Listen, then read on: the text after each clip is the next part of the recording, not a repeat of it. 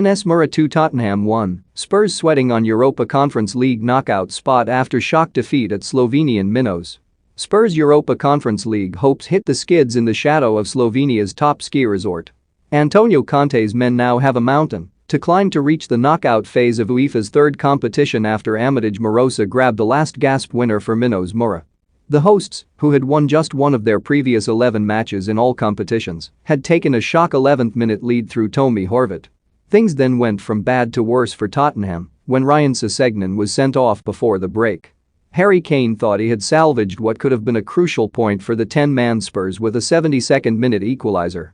And with Group G leaders Rennes pegged back to a 3-3 draw by Vitesse Arnhem, it meant the Londoners could have still qualified for the KO phase automatically as group winners with a win over the French club in a fortnight had they held on for a point here.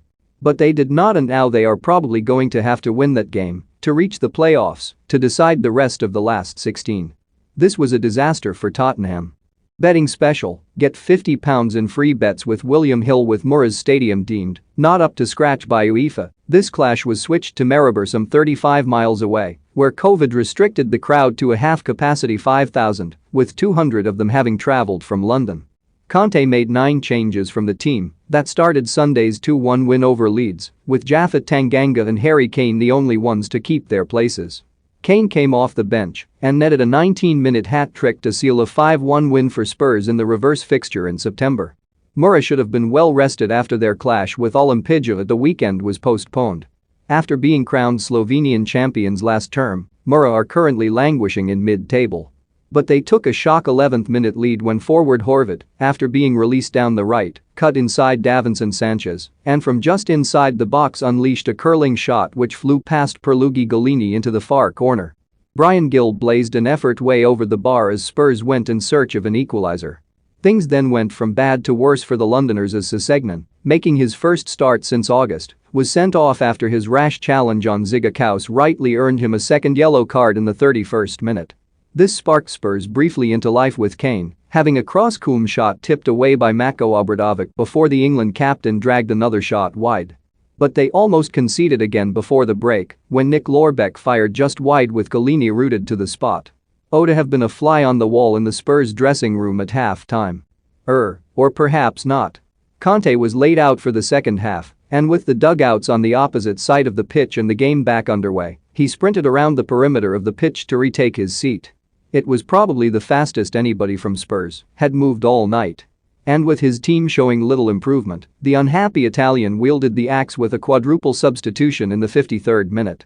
Del Alli, having just been booked with Mura's Martin Caramarco for an impromptu pushing match, capped another miserable display by being replaced by Son Heung-min.